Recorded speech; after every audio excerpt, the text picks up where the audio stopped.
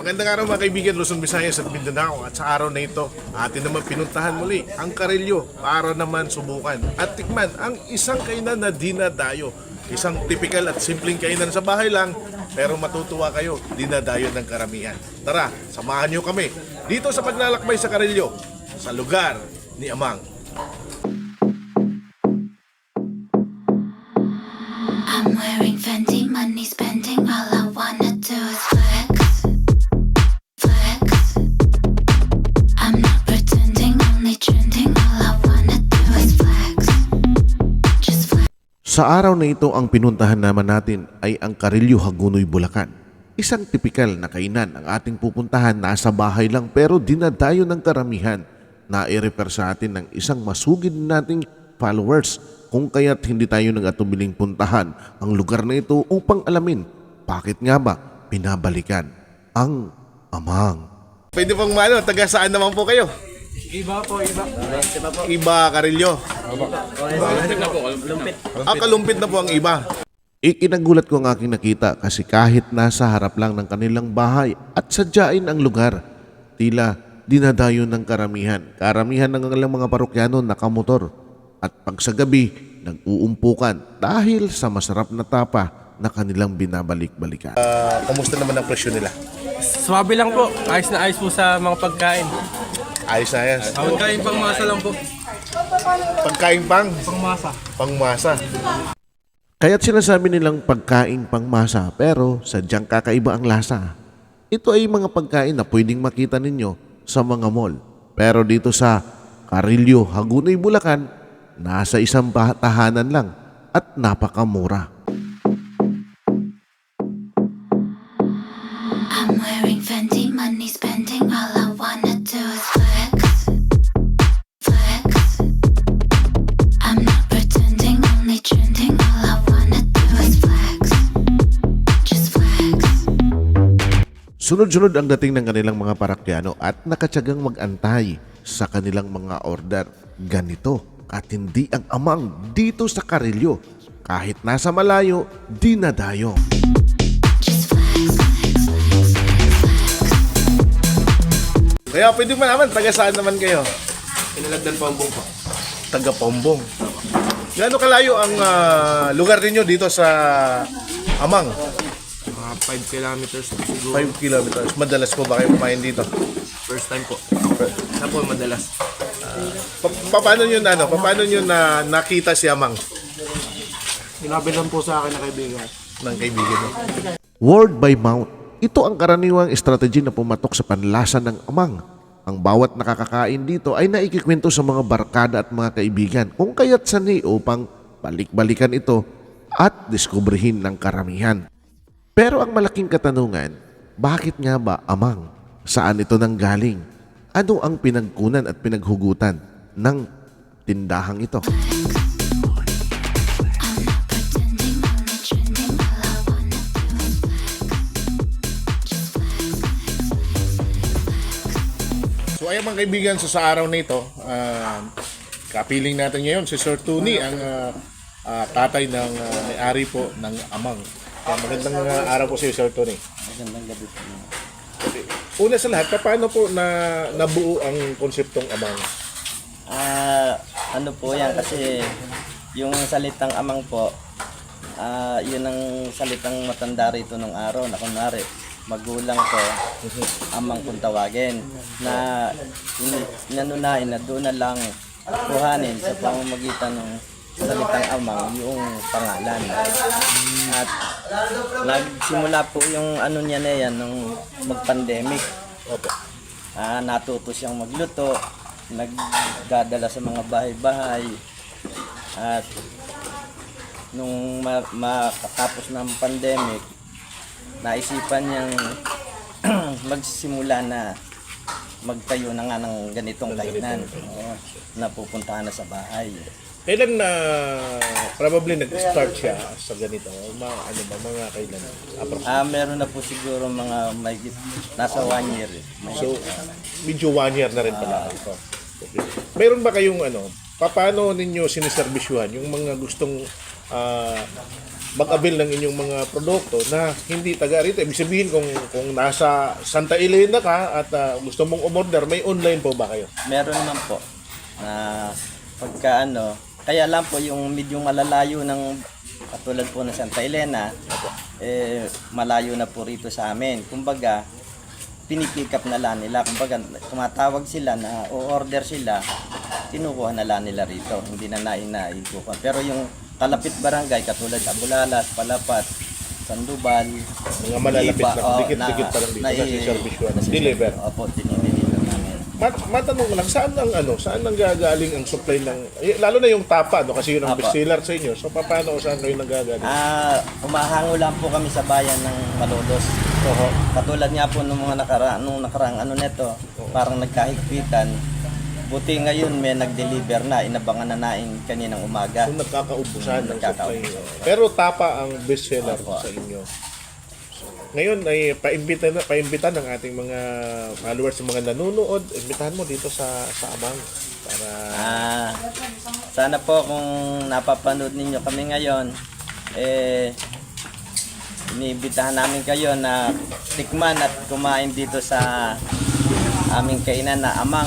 At nang matikman ninyo, kung kayo na magsasabi kung anong ang lasa or masarap ba talaga yung amang nyo na dinadayo rin naman ng mga kalapit bayan namin, barangay.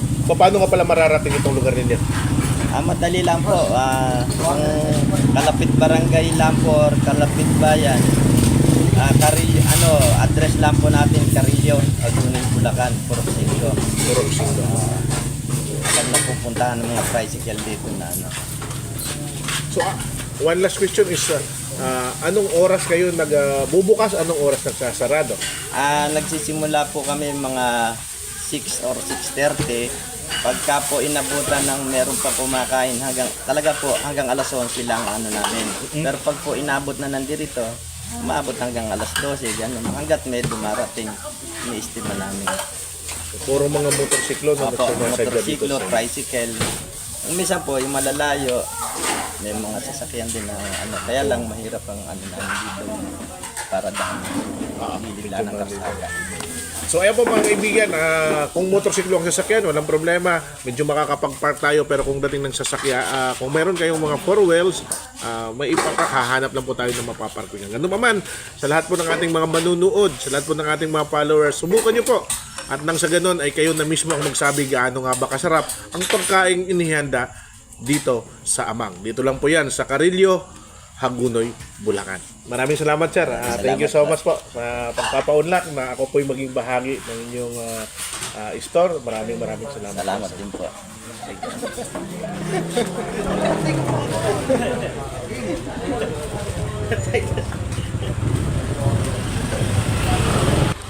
Si Kuya, kumakain. Kuya, ano pong pangalan mo? Jason Romero po. Kuya Jason, matagal ka nang kumakain dito sa Amang. Madalas po. Kasi napakasarap nito eh. The best, Amang. Ano po ang dito? Pinaka the best para sa iyo na pagkain? Ito po, itong kinakain. Tapa. Tapa. Napakasarap Tapa ang po. ano nila, ang pinaka the best nila. Yung Baka may isa shoutout na, Kuya Jason. Alam po, kasama ko po pamilya ko eh. Alam po. Isang pamilya talaga kayo. Wow. Yeah, thank you ha. Kuya Jason. I'm wearing Fendi, money spending. All I wanna do is flex, flex. I'm not pretending, only trending. All I wanna do is flex, just flex. I'm wearing Fendi, money spending. All I wanna do is flex, flex. I'm not pretending, only trending. All I wanna. Taga saan po kayo, ate? Abulalas po. Abulalas. First time namin kumain kasi masarap daw. So, Papa- try natin. Paano mo nakita? Ayan. Sa bayaw ko, kumain na siya dito. Sa bayaw mo. Yes po. Oh. So first time ninyo ngayon. Yes po, titikman po namin. Kay Kuya, taga saan naman kayo, Kuya? Dito lang po kami sa kabilang iba. Sa kabilang. Madalas kayo dito. Madalas po, tropa po niya yung Tropa yung may-ari. may-ari dito. Okay. Oo. Pero ano po yung pinaka masarap dito na binabalikan ninyo? Tapa. Tapa ang the best talaga. So So yun ang pinaka-balik-balik. Baka may ano kayo, may isa shoutout o may kaibigan. Batiin niyo na. Shoutout sa Thai Zone, Bulacan. Quezon, Bulacan. Kuya, Shoutout po sa girlfriend ko. Ingat ka lagi. Sana all. I wanna do is flex. Just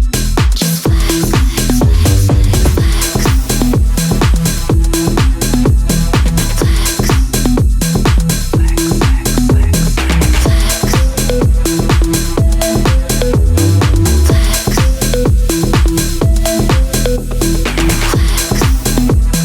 flex, money in the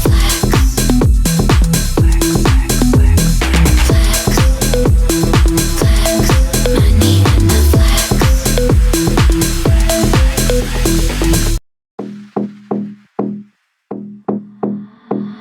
I'm wearing Fendi, money spending. All I wanna do is flex.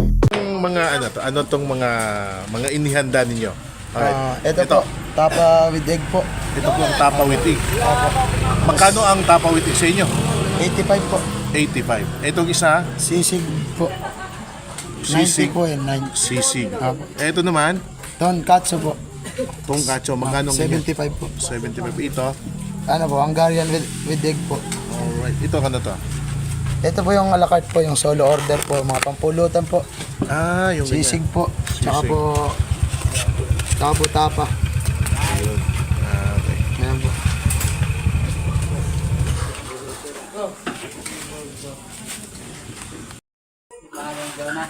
Alright mga kaibigan, so nandito na po tayo. Eto na po, sabi pa nga the moment of truth. At syempre, ang amang ay naghanda sa atin ng kanilang pinaka-bestseller, pinakapatok na pagkain na inyong matitikman dito sa amang. Syempre, hindi mawawala ang kanilang sisig. Ayan. Ito ang kanilang tongkatsu. Oh. Ito ang kanilang Hungarian. At ito ang beef tapa nila. Pwede din tayong umorder dito sa amang kung sakali itong mga nakadisenyong pangtampulots, sabi pa nga nila.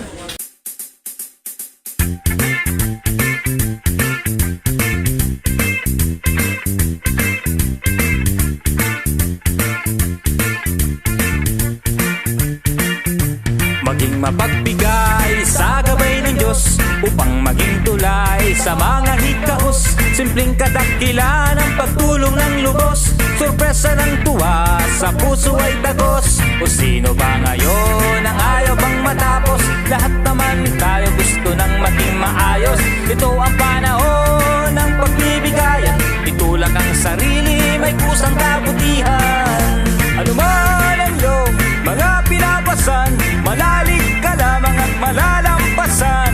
Lagi mo tatandaan, kung di ka sigurado ay magtanong ka lang. Taong gala, saan ka ba pumupunta?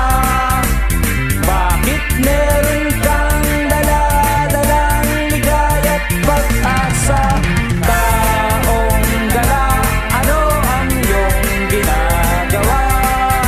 Kay buti mo naman palagi sa iyong kapwa.